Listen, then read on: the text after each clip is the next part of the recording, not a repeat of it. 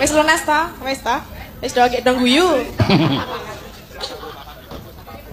Oh, sing 44 durung ya, Pak? Apa? Sing 44 durung. 44 opo arep diugum nang saru ya nang ben rekeningku wae nek ya aku mengelingke. Kanca-kanca butuh tak anu. Kok nek kira-kira tak nggo tuku apa-apa tak duduhke.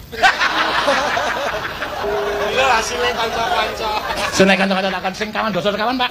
Tak tukokke lemari ukir. Ayo do nyimpen sandangan ning lemariku.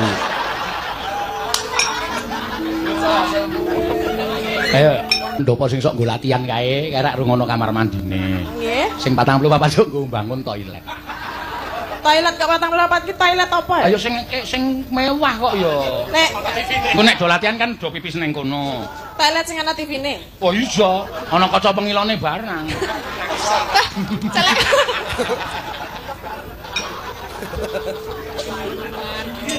Pokoke temboke segi 4 kae tak nek kaca kabeh tadi. Nanggre bar godhok ngadeg terus. Apa nek ngene iki? Ngambok.